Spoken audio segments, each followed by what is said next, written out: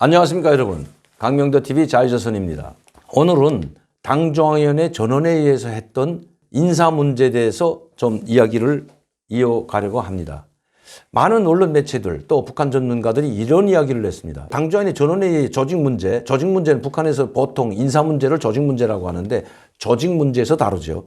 그래서 조직 지도부가 조선노동당 조직 지도부가 그래서 강력한 파워를 가지고 있는 겁니다. 왜? 조선노동당의 모든 간부 사업을 조직 지도부가 장악하고 있기 때문입니다. 그런데 여기에 김정은과 찍은 사진에 이수용과 이용호가 보이지 않았다고 합니다. 또 당중앙위원회 정치구위원이나 후보위원으로 지목된 사람들이 있는데 그리고 그걸 열고 했는데 이전의 사람들은 없습니다. 최룡해, 이수용, 이용호 이런 사람들이 없는 거죠. 이용호는 당중앙위 정치구 후보위원이고 이수용은 당중앙위 부위원장이면서 국제 담당 부위원장이죠. 그러면서 당중앙위 정치위원이었는데 이 사람들이 이름이 빠졌다고 합니다. 그리고 그 사람들이 사진에서 없다고 합니다.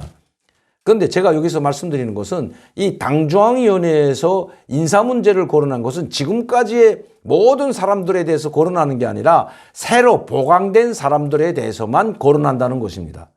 다시 말씀드리면 당중앙위원회 정치구위원 이희란, 이병철, 김덕훈 이런 사람들은 당중앙위 정치구위원이 아니었기 때문에 새로 임명된 사람들을 거론한 것입니다. 그러면 이수용과 이용호는 좌천됐을까요? 아닙니다. 저는 좌천됐다고 보는 것이 아니라 최룡해, 박봉주, 이용호, 이수용 이런 사람들은 기존에 당중앙위 정치구위원이고 후보위원이었기 때문에 그대로 있다는 것입니다.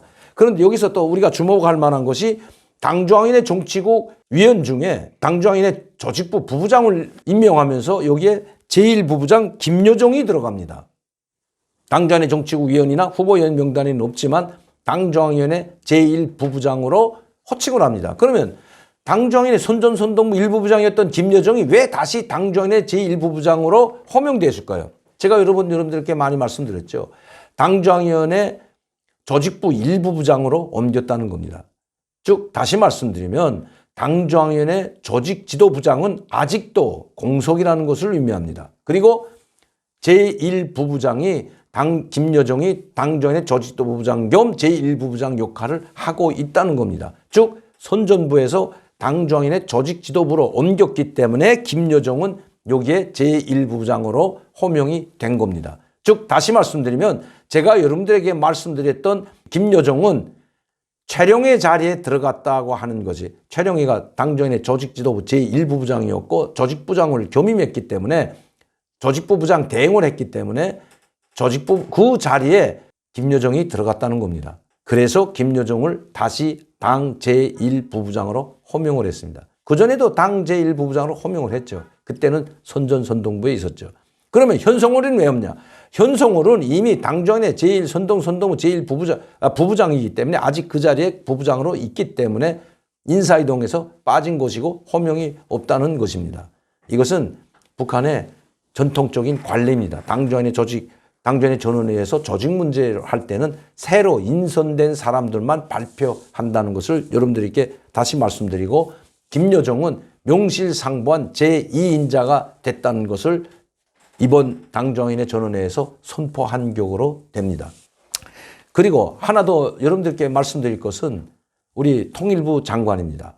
자, 우리는 이제 어떤 논평을 내놓을까요? 물론 오늘이 1월 1일이기 때문에 어떤 논평을 내놓은지는 모르겠습니다만은 이미 닥쳤던 무엇이 울타리 쳐다볼 아니면 지붕 쳐다보는 격이 됐다. 왜? 제가 왜 이 말씀을 드리냐면 저는 이 통일부가 이 정책을 발표했을 때 논평을 하지 않았습니다. 왜? 그럴 수도 있겠다 생각하고 안 했습니다. 그런데 이번에 대한민국, 우리 한국에 대해서는 이런 반구도 없었습니다. 그러면 혹시나 신년사에서 이런 말이 있지 않을까 기대했지만 이미 신년사는 오전에 하는 것이지 오후에 하는 신년사는 전 본 적이 없습니다.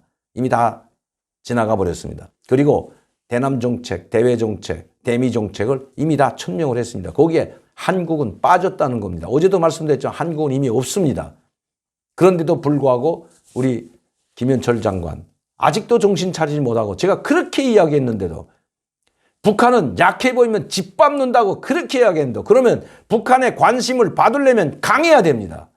김현철 장관이 북한의 강한 모습을 보여주면 북한이 관심을 보이고 만나자고 나올 겁니다. 그러나 지금처럼 저렇게 북한 김정은의 발바닥이나 핥고 있는 그런 듯한 모습을 보이면 북한은 무시해버리고 짓밟아 버립니다. 계속해서 짓밟을 겁니다. 제가 이 말씀드린 것은 김연철 장관이 얼마 전에 이런 걸 발표했습니다. 또 예산도 많이 타갔죠. 철도 연결하겠다. 도로공사 하겠다. 그리고 금년에 1월 달에는 북한과 연계해서 철도 연결과 관련한 조사에 착수하겠다고 했습니다. 참, 아이고, 아직도 정신 못 차렸어요. 이 언제면 좀 정신 차리고 초를 들지 정말 모르겠습니다.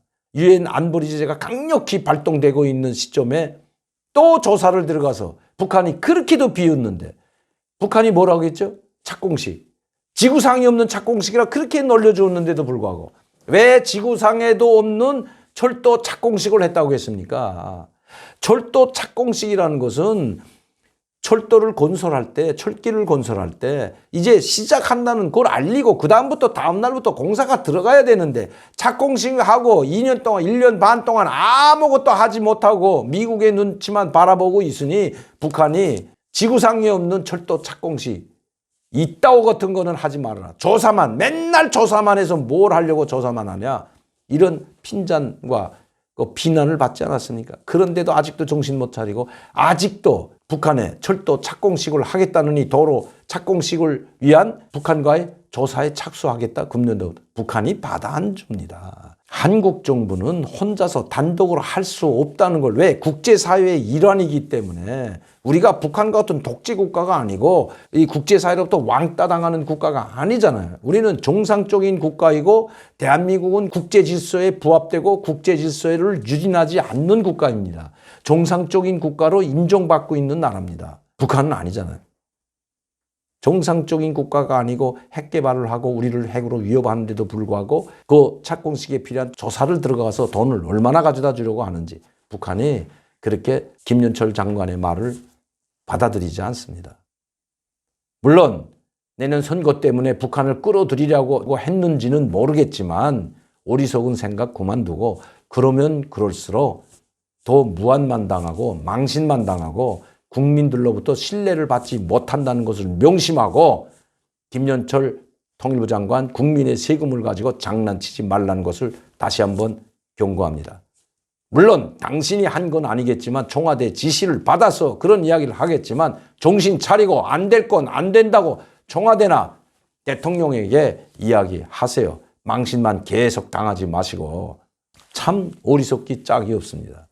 이제 얼마 안 있으면 북한의 본성이 드러날 겁니다. 김연철 장관님, 그 서민들이 내고 우리 국민들, 정말 힘든 국민들이 낸 세금을 가지고 북한에 퍼주고 북한을 끌어들여서 선거에 이용하려고 한다면 그것은 자멸을 촉구하는 것이고 당신뿐만 아니라 여당에게도 불리하다는 것을 재차 말씀드립니다.